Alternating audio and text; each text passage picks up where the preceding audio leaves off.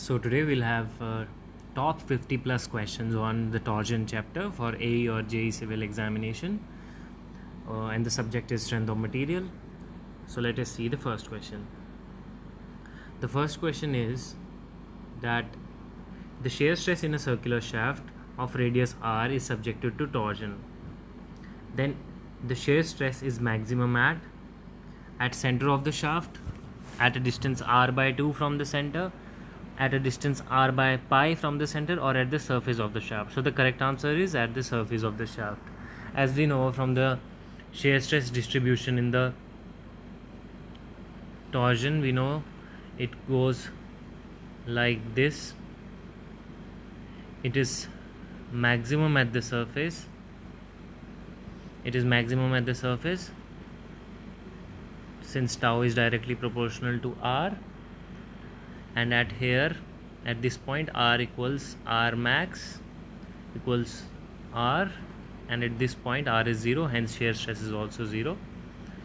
So one can say that shear stress is maximum at the surface of the shaft. Let's see the next question. The next question says that a circular shaft rotates at 200 rpm and is subjected to a torque of 1500 Newton meter. Then the power transmitted would be, और answer पाई में दिया हुआ है, then therefore we will not be utilizing or opening the value of pi. So what they have given us is, the second question is, हमें circular shaft दी हुई है, RPM दिया हुआ है, यानी कि n दिया हुआ है, given as 200 rpm, and what they have given us is torque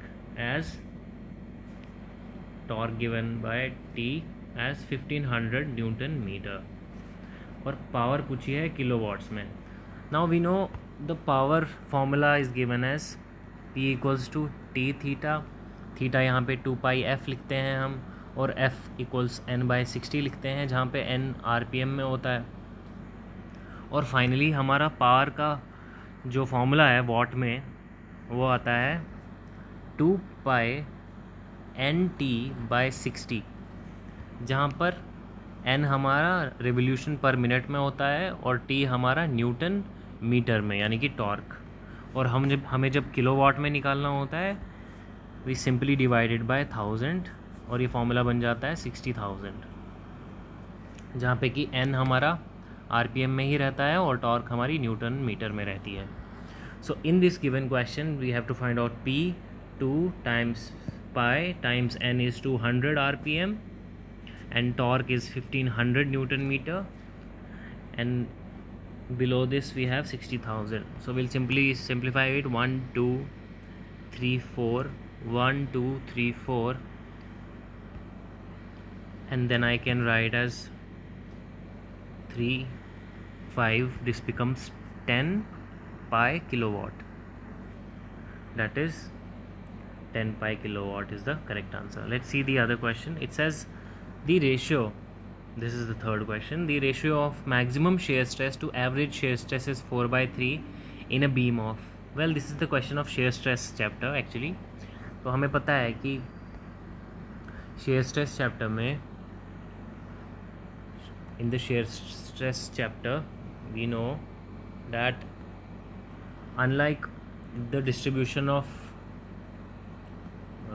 shear in the torsion chapter, वहाँ पे चीज़ें उल्टी होती हैं. If this is our circular section और हमें इसका shear stress due to shear force distribution देखना है, तो ये कुछ ऐसा होता है.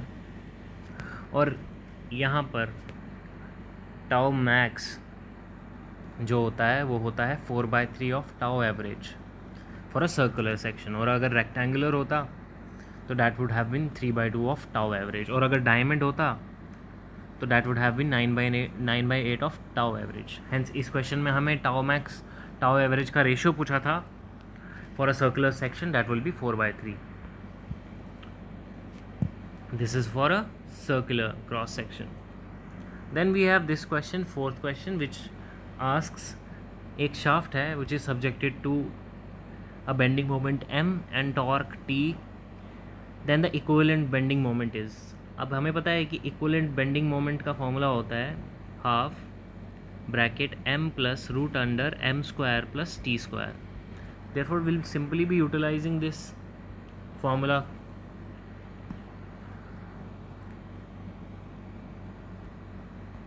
Hence we can write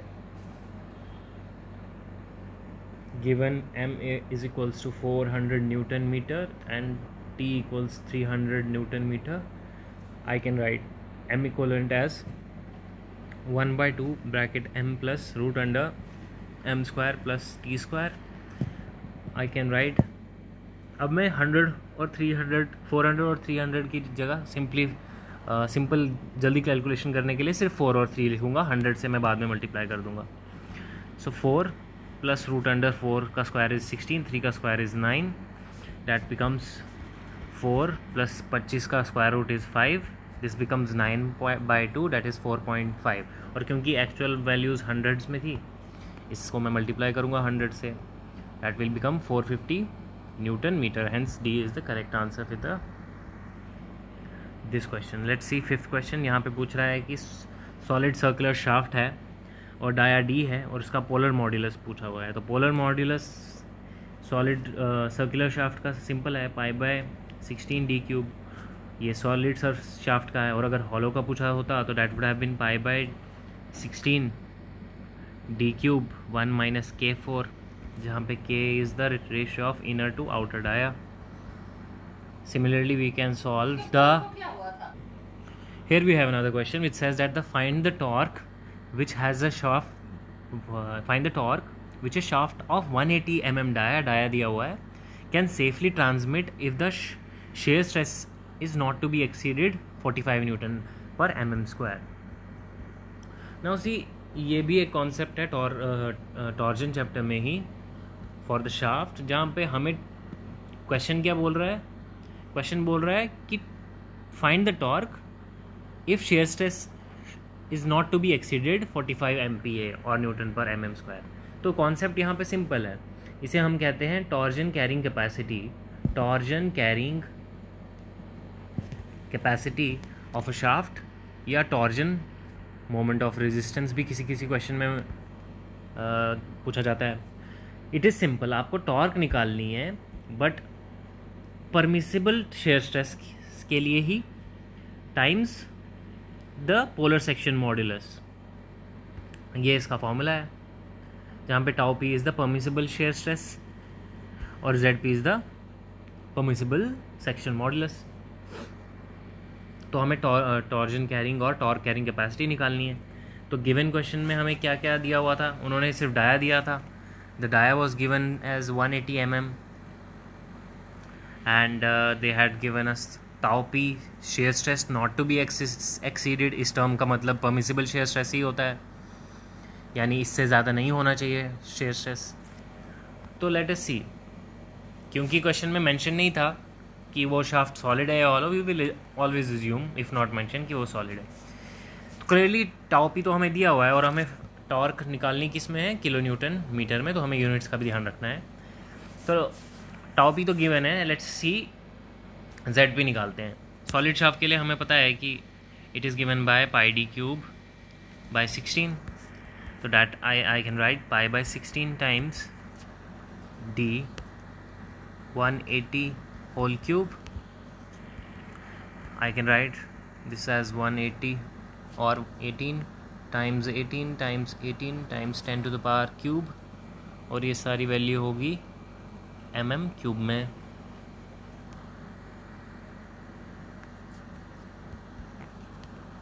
to twos that is I can write it as 81 times 4.5 times pi times 10 to the power cube.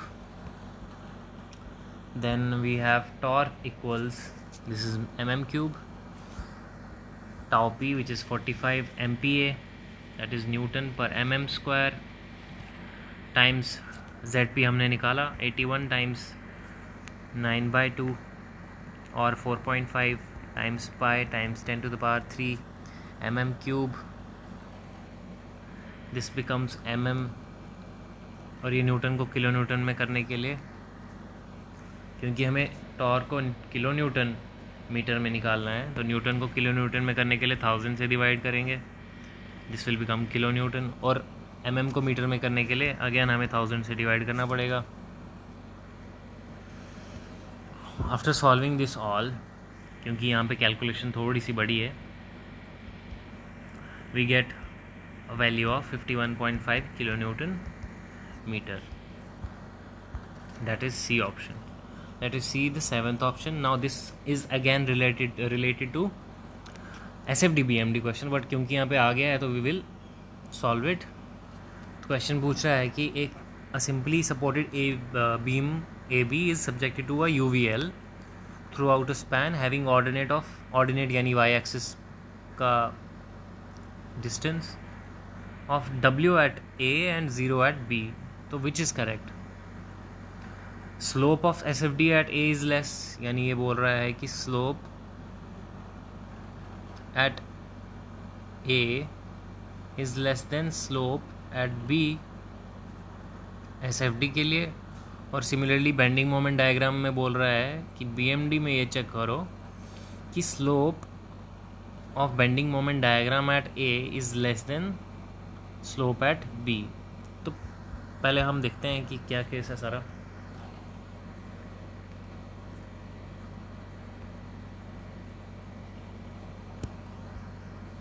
Late us C.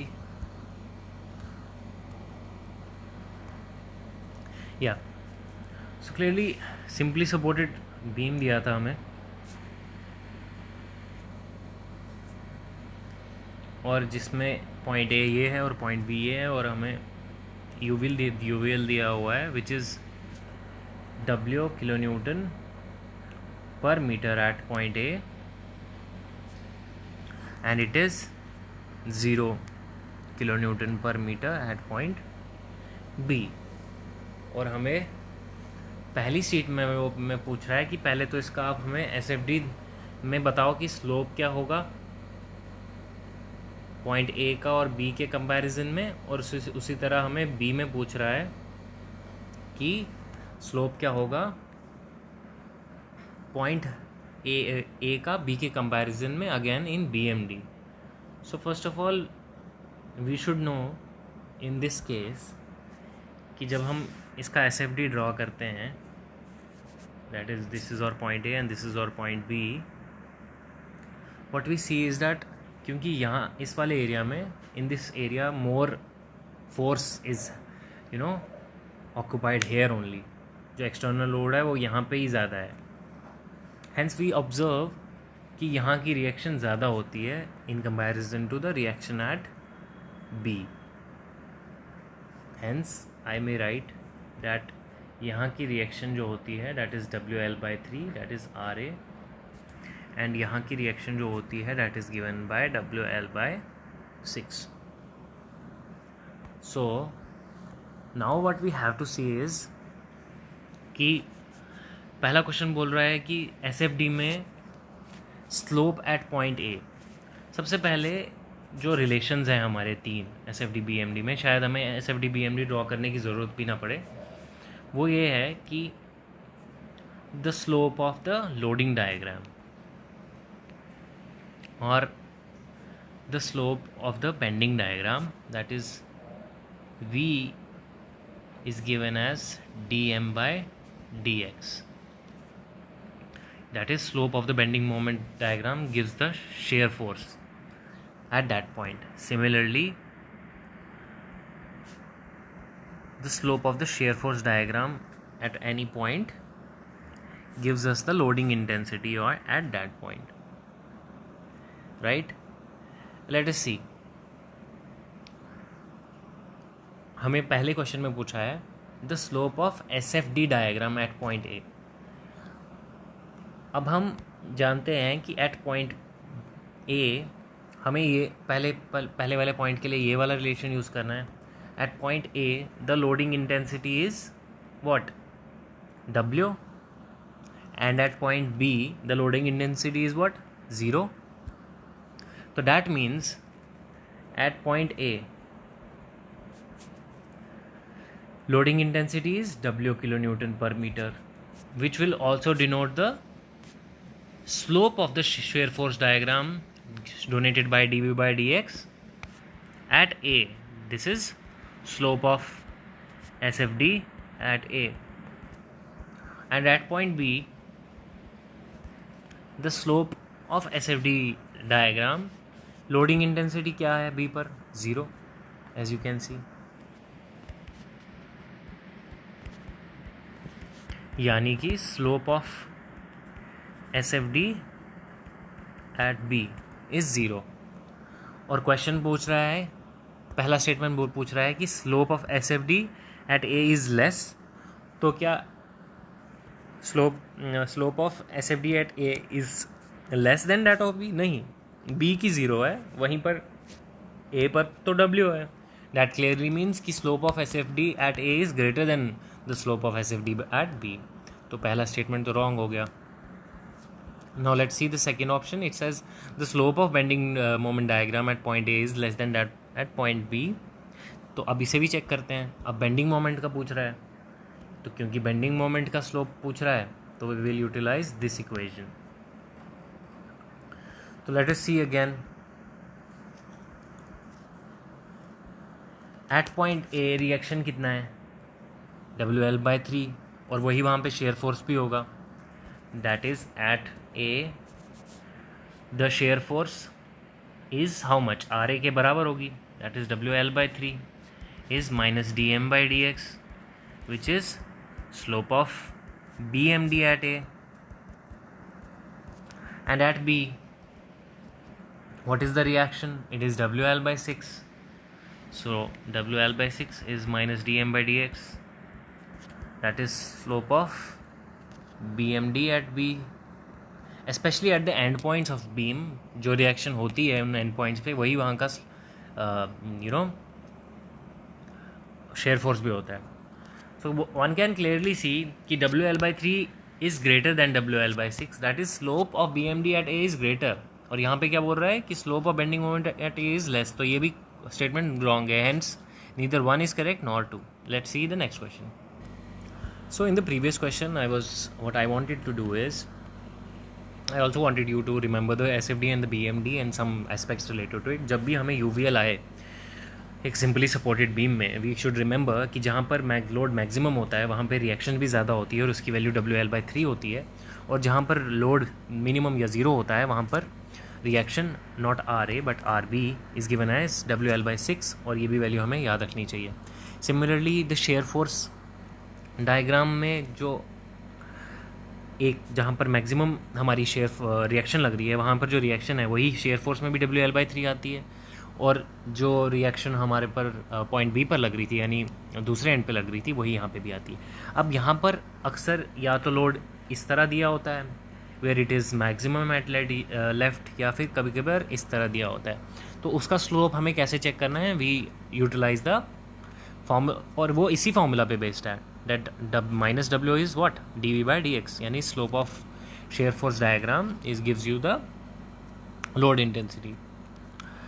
So what we do is, अगर आप इस एरिया में before the shear force become 0, और हम जानते हैं जहाँ पे शेयर फोर्स 0 होती है वहाँ पे बेंडिंग मोमेंट या तो मैक्सिमम होती है या तो मिनिमम होती है. तो जैसा कि हम देख सकते हैं कि टिल दिस बिकम्स 0, यहाँ पर हमारा जो स्लोप है ना वो 0 से होते होते एज यू कैन सी ये 90 की तरफ जा रहा है. It is going something like this. That is it is approaching 90 degrees with respect to the horizontal. तो why is it happening? Because आप देखें कि जो नेचर है लोड इंटेंसिटी का, that is approaching to the maximum, that is W kN/m. या हम उल्टा भी कह सकते हैं कि ये W से नीचे गिर रहा है, लोड इंटेंसिटी W से नीचे गिर रही है, इसीलिए हमारा स्लोप जो कि यहाँ पर ऑलमोस्ट 90 डिग्री अप्रोच कर रहा था वो उधर से गिरते 0 डिग्री की तरफ अप्रोच कर रहा है. यहाँ पर it was almost at 90 degrees with the horizontal, it is 0 degrees with the horizontal here. और फिर इसके बाद अगर हम देखें तो लोड इंटेंसिटी 0 की तरफ जा रही है यानी और डिक्रीज़ कर रही है. तो वी कैन से कि यहाँ पर क्या हो रहा है? यहाँ पे अगेन जो हमारी, क्योंकि यहाँ पर लोड इंटेंसिटी 0 है, तो यहाँ पर हमारा स्लोप भी क्या होगा, 90 डिग्रीज, नो सॉरी 90 डिग्रीज नहीं यार, 0 डिग्रीज हॉरिजॉन्टल, क्योंकि minus W is what, d v by d x. अब इस पॉइंट पे तुम्हारा स्लोप tan थीटा क्या है, tan 0 है, और वही हमें लोड इंटेंसिटी भी दिख रहा है, यानी यहाँ पे लोड इंटेंसिटी कितना है, 0, तो slope of the shear force at this point should also indicate that only, क्योंकि यहाँ पर स्लोप 0 है, हेंस लोड इंटेंसिटी भी वही बता रही है। और यहाँ से यहाँ जाते हुए क्योंकि लोड इंक्रीज कर रहा है, तो वी कैन क्लियरली सी कि ये 0 से धीरे धीरे धीरे धीरे धीरे होते हुए it is changing it's slope. यहाँ पे बिल्कुल हॉरिजॉन्टल था, धीरे धीरे बढ़ता जा रहा है, बढ़ता जा रहा है, बढ़ता जा रहा है, बढ़ता जा रहा है, बढ़ता जा रहा है, और gradually it reaches 90 degree here. Hence ये वेरिएशन होता है शेयर फोर्स डायग्राम को। और जब डायग्राम कुछ ऐसी होती है तो ऐसा होता है शेयर फोर्स डायग्राम, ऐसा। वहाँ पर भी सेम वैल्यूज़ होती हैं। यहाँ पर जब ऐसा होता है तो यहाँ पर WL/3 होता है, जब लोड ऐसा हो यहाँ पर WL/3 होता है, और यहाँ पर WL/6 होता है। और सिमिलरली क्योंकि जहाँ पर शेयर फोर्स 0 होती है वहीं पर बेंडिंग मोमेंट मैक्सिमम या मिनिमम होता है, तो बेंडिंग मोमेंट मैक्स इस केस में सिंपली सपोर्टेड में इसकी वैल्यू याद रखनी है, WL²/9√3।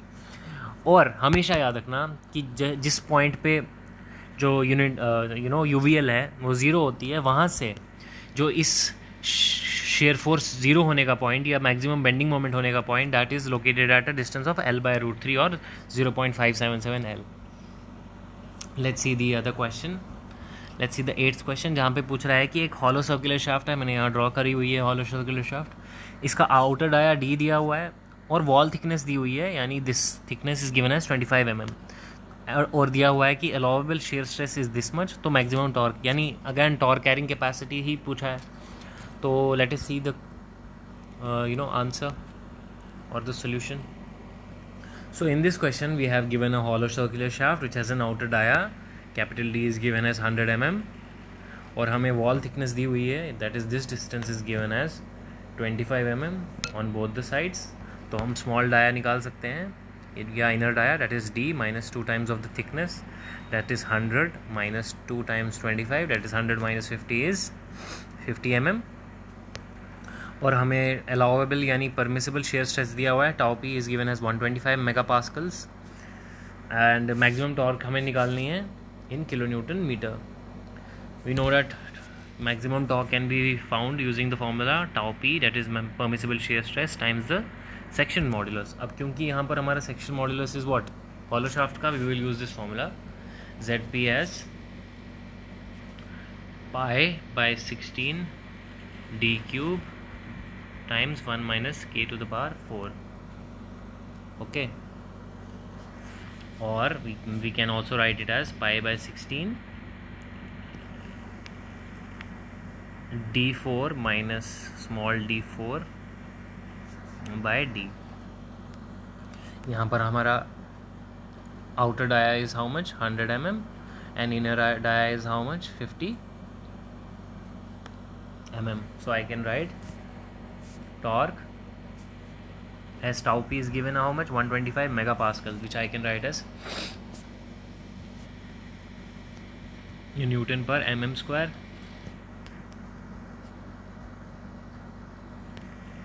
times ZP is π/16 times 100 mm times 100 to the power 4 minus 50 to the power 4,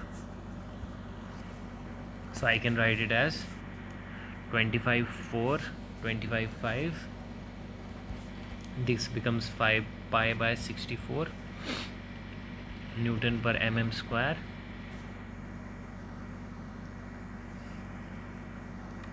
and since यहाँ पे भी mm था this will become mm³, और इसे हम लिख सकते हैं 100 square plus 50 square into 100 square minus 50 को मैं लिख सकता हूँ 100 minus 50 into 100 plus 50, so I can right 5 पाई, और ये mm4 हो जाएगा, तो यानी यहाँ से ये कट जाएगा, 5 π/64 न्यूटन mm, या इसे हम लास्ट में लिख सकते हैं 100 square plus 50 square will be how much? This will become 1 2 3 4 and 50 square will be how much? 2500, यानी 12500. This becomes 50 and this becomes 150. और क्योंकि हमें फाइनली आंसर चाहिए किलो न्यूटन मीटर में और हमारे पास न्यूटन mm है, will have to divide it by 10 to the power 6 और ये किलो न्यूटन और मीटर हो जाएगा. सो आई कैन राइट 1 2 3, ये cancel, and then I'll have 5 pi by 64 times 125 times 5 into 150 by 1000 kilonewton meter. That is, I can write 25 5s are 25 40. This gets cancelled, so this becomes 25 pi times 75 by 64 times 4 kilonewton meter, and on solving this our answer comes as 23, near about 23 kilonewton meter. That is, let's see the ninth question, which says that a 100 mm dia shaft is subjected to a torque of 3.144 kilonewton, then the maximum shear stress induced is. Now again we will use this formula where tau max, maximum shear stress, is given by 16T by pi d cube, or we can write it as T by ZP. उसको ही solve करके ये formula आता है, similar to what we find in the bending stress chapter. M by Z section modulus होता है वहाँ पे. तो after putting the values we will get the answer as 16 Newton per mm square. Then there is another question which says the two shafts of same length, one of which is hollow, transmit equal torque and have equal maximum stress. Then they should have what? दो shaft दी हुई हैं जिनका same length है और उनमें से एक hollow है और वो इक्वल टॉर्क जनरेट कर रहे हैं, that is T which is given bye tau P times ZP. अगर दो शाफ्ट्स में टॉर्क भी सेम है, मैक्सिमम स्ट्रेस भी सेम है, तो ये तभी होगा जब ZP भी दोनों में सेम है. दैट इज़ पोलर सेक्शन में modulus of the polar modulus of the section. Unit of modular section. Now यहाँ पे मॉड्यूलर सेक्शन दिया हुआ है, पोलर नहीं मेंशन किया, तो वी अज्यूम दैट वो सेक्शन मॉड्यूलस है. Then Z is given by I by Y, that is mm to the power 4 by mm. So that is mm cube या फिर SI में metre cube. Here is another question which says that a solid circular shaft which has a dia of 100 mm is subjected to a torque of 8 kilonewton meter. Then determine the shear stress induced in the shaft. अब shear stress पूछा है तो tau max is given as 16T by pi d cube. Solid पूछा है तो 16T by pi d cube. Hollow पूछा होता तो 16T by pi d cube into 1 minus k4 होता. So we have to determine the maximum shear stress induced. After solving will get 128 by पाई. यहाँ पे simply हमें यूनिट्स न्यूटन mm स्क्वायर में पूछा है तो वी विल सिंपली कीप और torque हमें 8 किलोन्यूटन मीटर में पूछा है तो हम न्यूटन mm में कर देंगे इसको, और d की वैल्यू हमें 100 दी है, तो after solving it we get 128 by pi.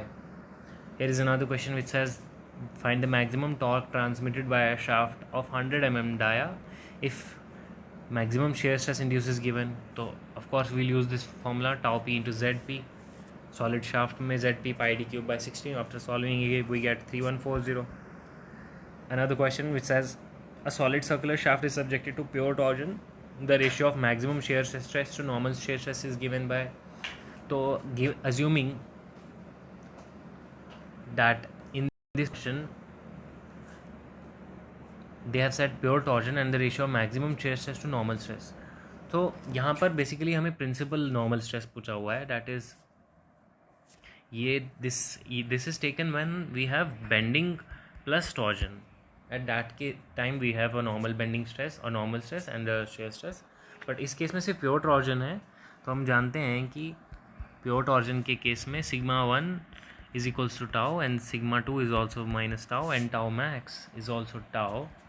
Therefore the ratio of maximum shear stress, which is equals to tau, over normal stress, that is sigma 1, which is also equals to tau, would be what? 1, or 1:1. Then we have a circular bar AB of length L is fixed at both ends, is loaded by a distributed torque of constant intensity Q unit and Q distance along the axis of bar, and it varies linearly from 0. तो this is similar to basically इस question में हमें torque दिया हुआ है, but in the form of a UVL के form में, जहाँ पे वो एट एंड ए 0 है and at end B that is Q, और पूछा है what will be the torque at B. तो this is similar to what we see in the SFD BMD chapter, where जहाँ पे हमने पीछे भी डिस्कस किया था, जहाँ पर मैक्सिमम होता है लोड इंटेंसिटी यूवीएल में, वहाँ पर जो रिएक्शन होता है that is given bye WL/3, और यहाँ पे it is given by WL/6. Similarly यहाँ पे जहाँ मैक्सिमम इंटेंसिटी है, जो वहाँ पर जो टॉर्क रिएक्शन इंड्यूस होगी that will simply be QL/3, और उसके अपोजिट एंड पे it will be QL/6. So क्योंकि इन्होंने हमें टॉर्क एट बी पूछा हुआ है, that will be QL/3. Then again if dia of the shaft is subjected to torque alone, और उसे डबल कर दिया है, तो horse power can be increase by. So since power is directly proportional to torque, and torque का हमें पता है फॉर्मूला होता है tau p into z p, where z p can be written as pi d cube. तो यानी कि क्योंकि टॉर्क प्रोपोर्शनल है सेक्शन मॉड्यूलस के, और सेक्शन मॉड्यूलस प्रोपोर्शनल है डी क्यूब के, we can say that power is proportional to d cube. And if the dia is doubled, so 2 की power cube will be 8p, hence power becomes 8 times. Here is another question which says that a solid shaft has a dia of 80 mm, it is subjected to a torque of 4 kN meter, then the maximum shear stress induced in the shaft would be. So again maximum shear stress is given by 16t by pi d cube. 16 by pi torque is in Newton meter generally. यहाँ पर हमें 10 to the power 3 kilo newton metre में दी हुई है, and dia is 80 times 80 times 80, so 1 2 3 विल cancel it, 4 2 2 8,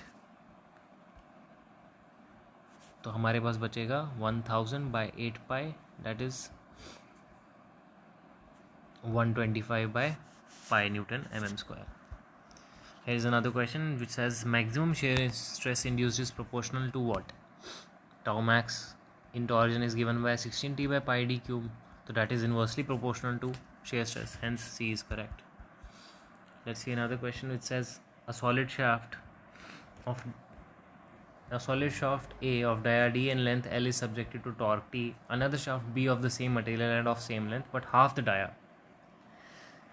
एक shaft है जिसका डाया डी है, दूसरी शाफ्ट है जिसका डाया D/2 है, सेम मटेरियल है, सेम लेंथ है LL, एंड सेम टॉर्क है, तो ratio between the angle of twist will be, so we know theta is given by TL/GJ, and theta is inversely proportional to J, and J for a solid shaft is pi D4/32, so that is J is directly proportional to D to the power 4, that is theta can be written as inversely proportional to D to the power 4. एक हमारा theta 1 is K/D4 and theta 2 is K/D/2, that will become how much? 16 K/D4, और जब हम theta 2/theta 1 करेंगे that will simply be 16, hence B option is correct. Here is another question which is basically from the chapter 1. So we should know that tenacity is the material's ultimate strength in tension or ultimate resistance to fracture. मतलब वहाँ तक load जिसके बाद fracture हो जाए, that is the tenacity of the material. और endurance is what? It is the it has the material's property of not failing under the reversals of the stress. और उस एंड्योरेंस के नीचे आप कितना भी रिवर्सल ऑफ स्ट्रेस करो, it will not fail.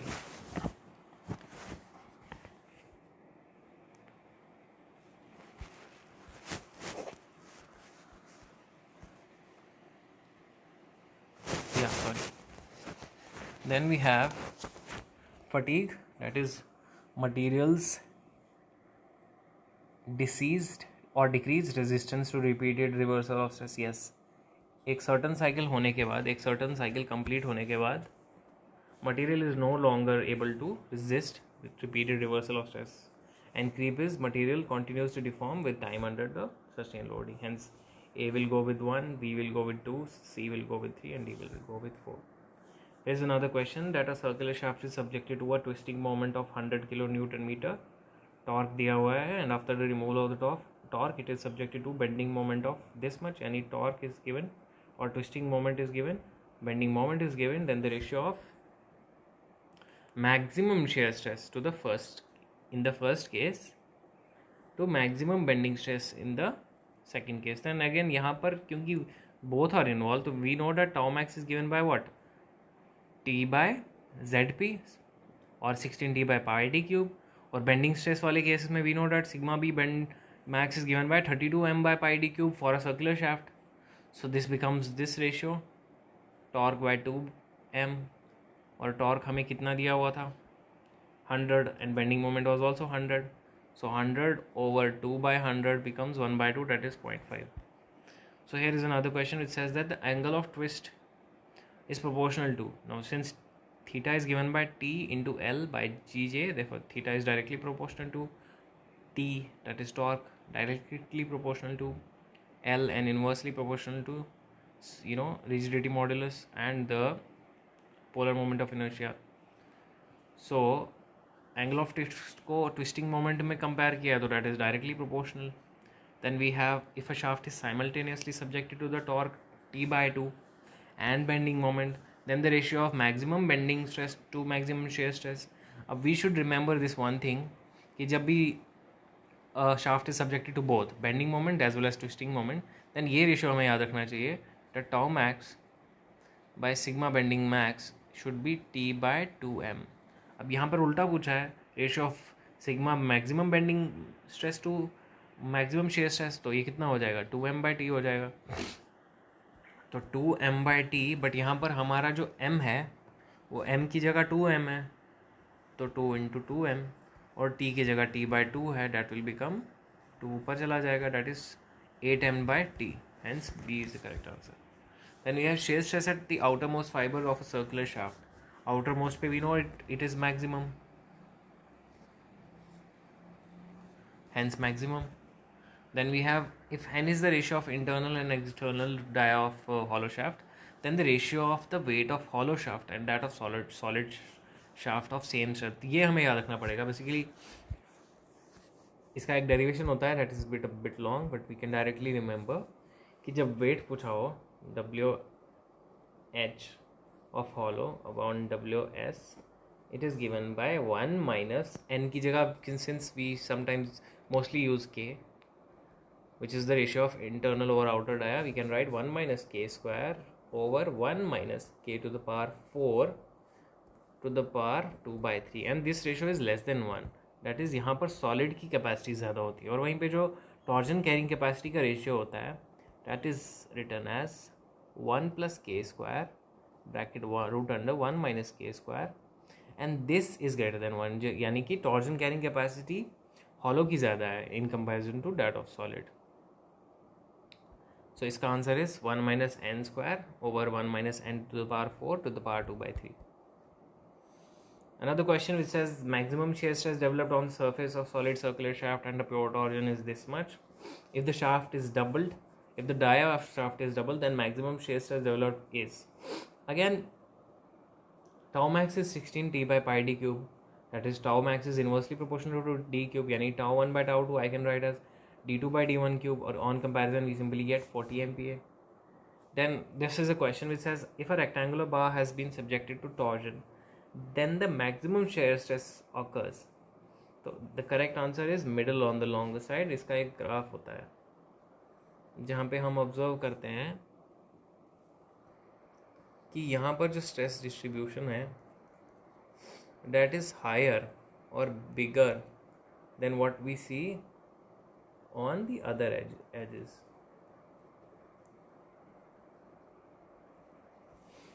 Hence it is maximum shear stress occurs at the middle of the longer side.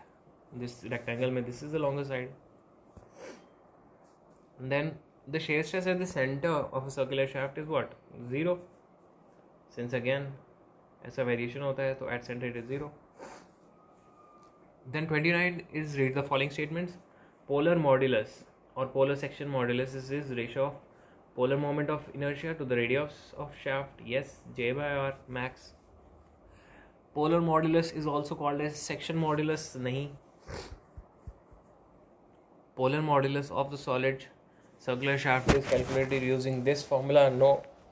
Polar modulus is simply pi by 16d cube, not this. Then we have polar section modulus of hollow is given by pi by 16d d to the power 4. Yes, this is correct. So 1 and 4 statement is correct. Then we have the shaft rotating at nrm rpm होगा ये n rpm revolution per minute under a torque of t transmits a power of. So it is simple कि power is given by in watts it is given by 2 pi n t by 60 जहाँ पे n हमारा rpm में होता है और t हमारा Newton metre में होता है.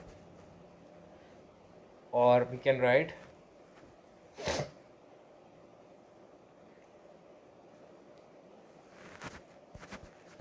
pi n t newton metre per second or joule per second. Hence A is the correct answer. Then we have a solid shaft dia D, length L is subjected to twisting moment. Another shaft of dia D and length 0.5 L is also subjected to same twisting moment. Then the angular shift would be, अब क्योंकि यहाँ पर simply torque तो twisting moment तो same है, same material है, तो जी और जे भी सेम होगा क्योंकि डाया में भी कुछ बोला नहीं है, कोई चेंज नहीं है डाया में. Simply since length theta directly proportional to L है तो theta will become L by 2 क्योंकि 0.5 है, hence 0.5 theta. Another question where circular shaft is fixed at A has a dia D for half of the length and D by 2 for another half. Then they have asked what is the rotation of C relative to B if the rotation of B relative to A is 0.1 radians. तो इसका solution मैंने अपने channel civil एक्सो की community post पर डाला हुआ है. I have solve the whole question there, तो अभी मैं दोबारा नहीं सॉल्व करूँगा यहाँ पे. You can see it from there.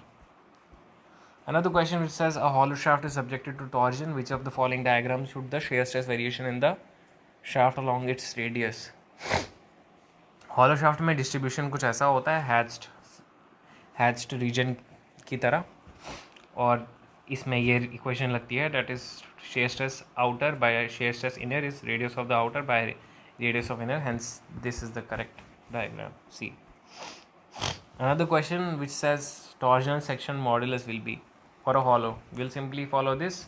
ZP as pi by 16d bracket d to the power minus d4. D or small d is given. Answer comes out to be 184. Similarly, we have a solid shaft which has dia 20 centimeter, length as this much. G हमें दिया हुआ है, कभी कभी G को यानी modulus of rigidity को N भी से भी रिप्रेजेंट करते हैं as 0.8 into 10 to the power 5. When subjected to a twisting moment produces a maximum shear stress. Angle of twist पूछा हुआ है.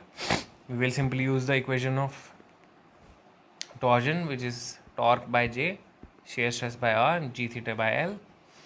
And जो हमें दिया हुआ है उसके हिसाब से we will be utilizing it, क्योंकि यहाँ पे हमें shear stress दिया हुआ है, रेडियस दिया हुआ है,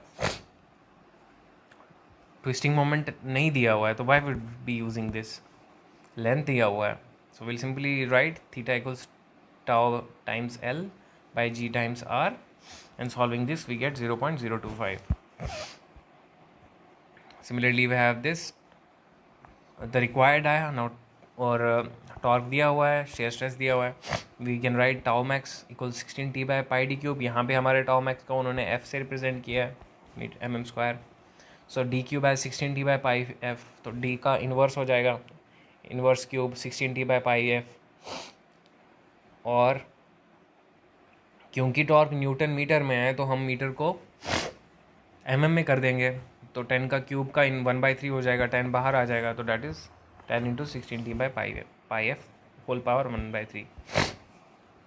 Another question, cantilever shaft, brittle material है, subjected to clockwise twisting moment at free, possible crack propagation will be. तो brittle material जब भी pure torsion में होता है, तो क्योंकि brittle material जो है it is weaker. Anyhow it is weaker, most weak. सबसे ज़्यादा brittle material weak किस में होता है? सबसे strong वो compressive strength होती है उसकी, shear strength उसकी लेस देन होती है कंप्रेसिव स्ट्रेंथ, बट ज़्यादा होती है in comparison to its tensile strength. But जब वो प्योर टॉर्जन में होता है तो उसको जो प्रिंसिपल इंक्लाइंड प्लेन है, यानी प्रिंसिपल प्लेन है, that is 45 degrees to the horizontal, और वहाँ पर वो ब्रेक करता है in tension only, but in diagonal tension.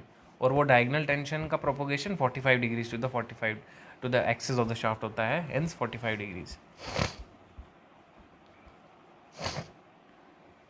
Then we have when two shafts are connected in series, then total angle of the twist is, we know shaft जब series में होती है तब theta total is given as theta 1 plus theta 2, hence sum of the angles. The crack pattern at failure due to torsion is, it is spiral. It is important question. कुछ ऐसे होता है इसका crack, 45 degrees to the horizontal or to the axis. Then we have, when a shaft is subjected to pure twisting, the type of stress developed in the shaft is.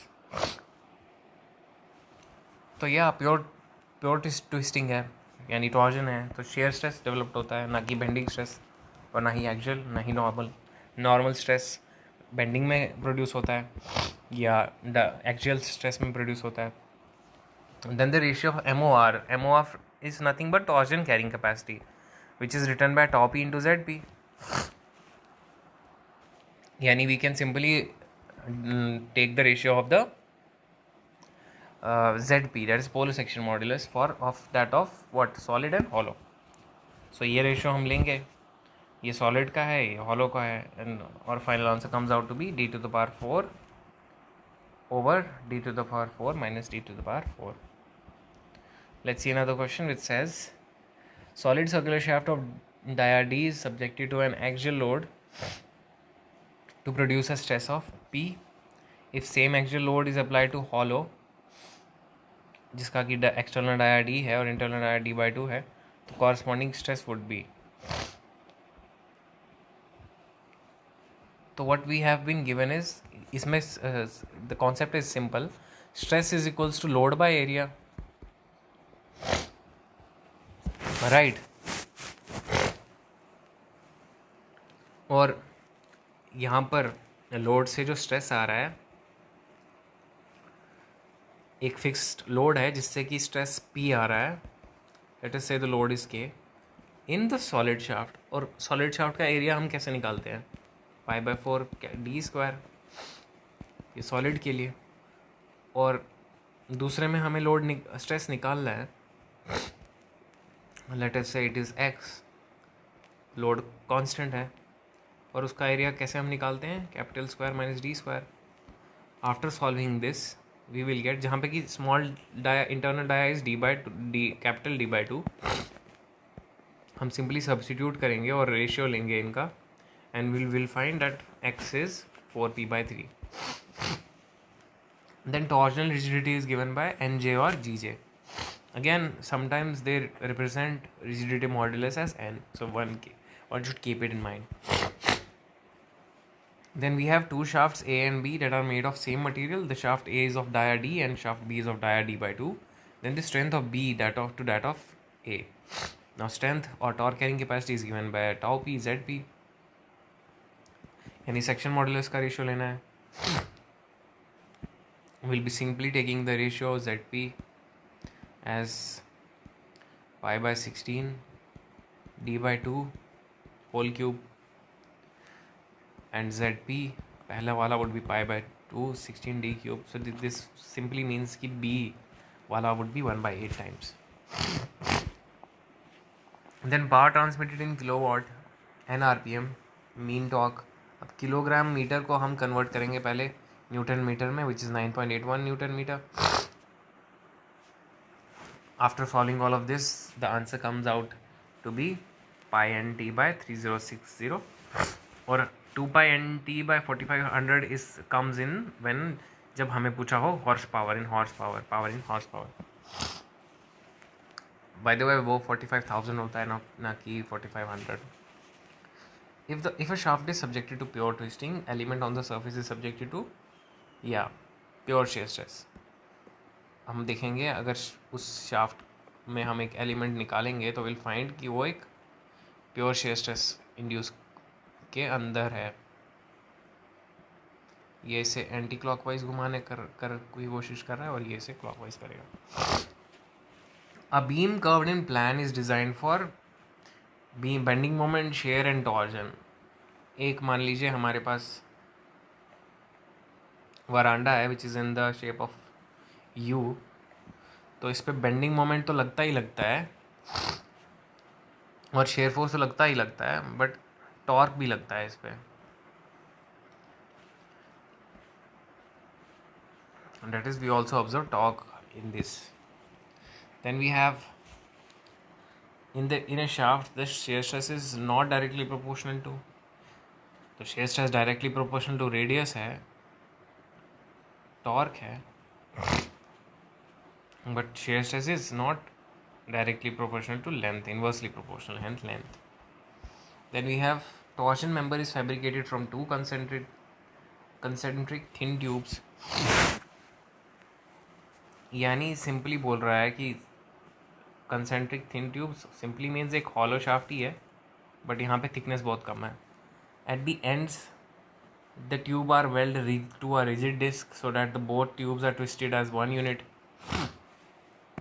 यानी composite shaft का case बन गया जहाँ पे एक hollow हमारे पास अंदर होती है, ये हमारी रिजिड डिस्क है जो बाहर से है, वो एक सॉलिड शाफ्ट है, बट इंटरनली हमारे पास एक हॉलो शाफ्ट है.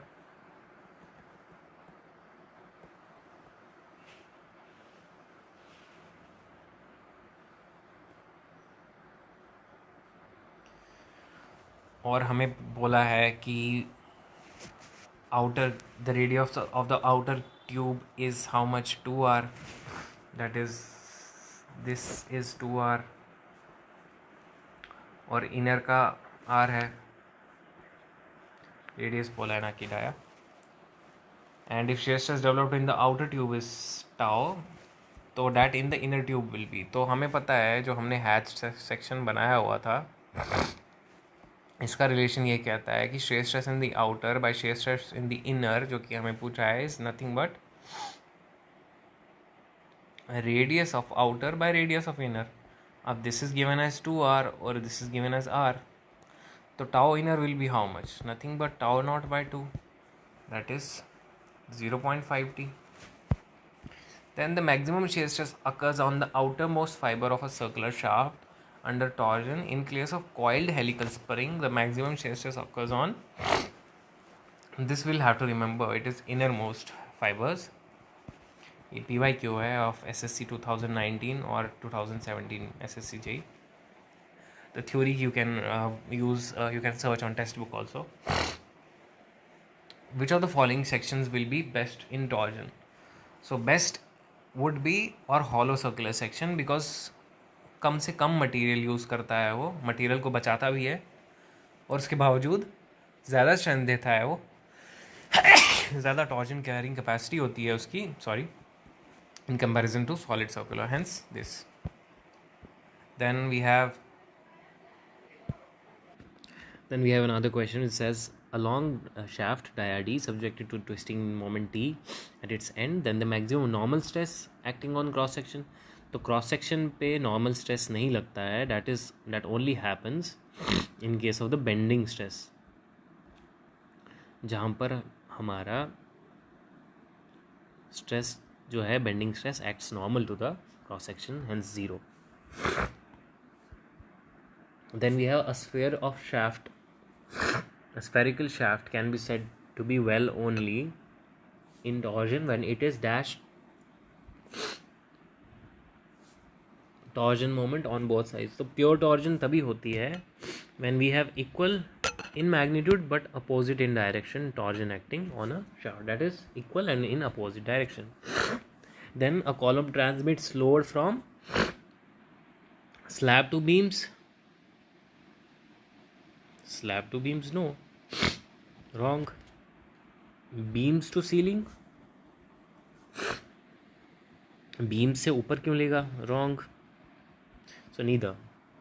So you see roof से या फ्लोर से जो है, या हम कह सकते हैं रूफ जो हमारा है या फ्लोर स्लैब जो है उसका काम है लोड लेना.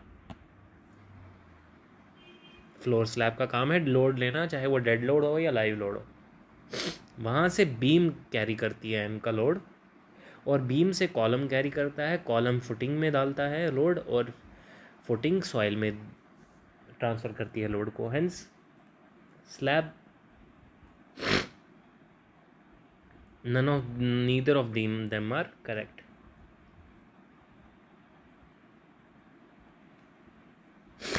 बिकॉज वो रूफ से लेकर बीम को नहीं देता है कॉलम, उसका काम है बीम से लोड लेना कॉलम का to the footing. Then we have shear stress should not exceed 400. यहाँ पे न्यूटन पर सेंटीमीटर स्क्वायर था एक्चुअली में. और torque transmitted by solid of dia will be, since we know torque carrying capacity is given by tau p dot ZP, और solid है तो it would be pi by 16d³. बस centimetre square को metre में करना है. The answer comes out to be 16 pi Newton meter. Then we have the dia of, this is an important question, where dia of solid shaft made of mild steel rotating at n is given as 250 rpm, dia is given as 45 mm, power to be transmitted is in kilowatts 50. Factor of safety क्या होगा if ultimate shear stress at yield is 427. तो concept यहाँ पर ये है कि factor of safety is given as ultimate shear stress by induced shear stress, जो हमें निकालना है, क्योंकि दिस इज़ गिवन एज 427 और हमें फैक्टर ऑफ सेफ्टी निकालना है. इंड्यूस्ड स्ट्रेस हम कैसे निकालेंगे? We know that power in kilowatts is given as 2 pi nt by 60,000 and torque carrying capacity as tau p dot zp. तो सबसे पहले क्योंकि हमें पावर दी हुई है तो हम पावर से टॉर्क निकालेंगे, और टॉर्क से फिर इवेंचुअली हम शेयर स्ट्रेस निकालेंगे, और जैसे ही हमारा शेयर स्ट्रेस आ जाएगा उसकी वैल्यू हमें इंड्यूस्ड शेयर स्ट्रेस में रखनी है, and we will get the ratio. That induced shear stress comes out to be as 106.74 और हमारा रेशियो अप्रॉक्सीमेटली 4.0 आता है.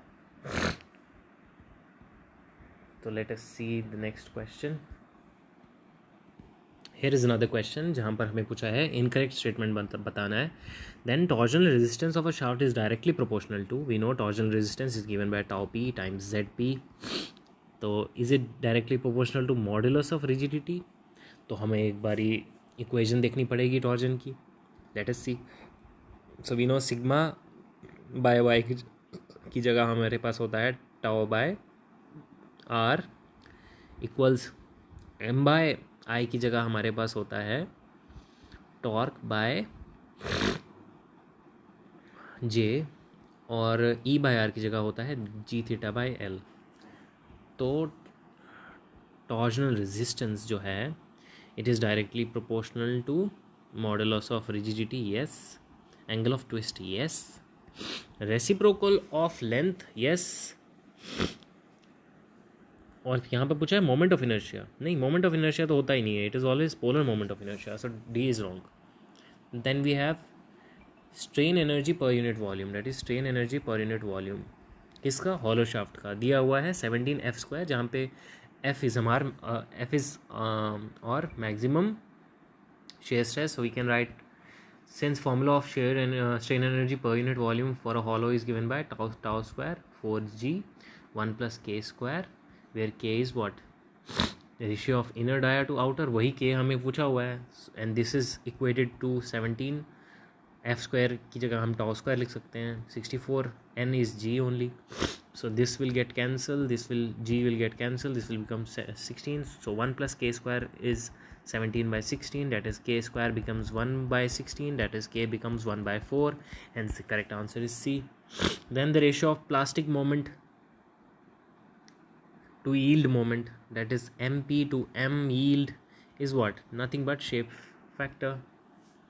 Then two shafts connected in series, total angle is given as theta 1 plus theta 2. This is correct. Then we have circular shaft subjected to torque of this, if permissible stress is 40 MPa, then the maximum permissible dia. ये repeated question है, since we know torque is tau p times zp, tau equals 16t by pi d cube, और D को हम लिख सकते हैं 16 times t by pi into torque, stress 1/3. Solving it will get 185.3. Then we have polar moment of inertia of hollow shaft of outer dia and inner dia. So we know J hollow is given by pi by 32 capital D, that is outer dia, minus d to the power of inner dia. Solving this will get 23.55. और ये सारे option match नहीं करते हैं, so this is an incorrect question. Then we have at free end of shaft, angle of twist is given as, so angle of twist from fixed end varies like this. At fixed end it is 0, and at the at free end it is maximum. So maximum, so most suitable reason to adopt hollow circular section in a place of solid is what? It is more strength for the same unit, for same weight or unit per length. Then we have, which among the following is or are correct assumptions made in the torsion formula? Material is kept uniform throughout, yes. Twist along the shaft is uniform, yes. Plane section before twisting, after twisting remains same, yes. Circular section before twisting, after twisting, yes. Hence A, B, C, D is correct. And then we have circular shaft, 50 dia required to transmit a torque from one shaft to another shaft. If shear stress is not to be exceeded 40, then the safe torque is again given as tau p zp, and we'll simply put zp as 50 mm. So it will become, the answer after solving this becomes, this is 40 MPa, comes out to be 0.982. Then ये question वैसे तो RCC का है. Live load, impose load कौन सा code होता है? That is IS 8751. Part 1 is for dead load, part 2 is for live load.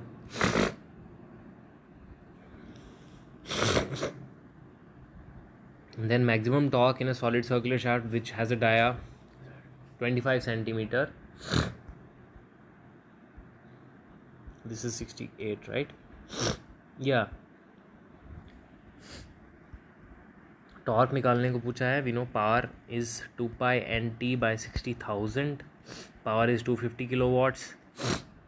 Torque हमें निकालना है. n हमें दिया हुआ है 150 mm. and all solving this we get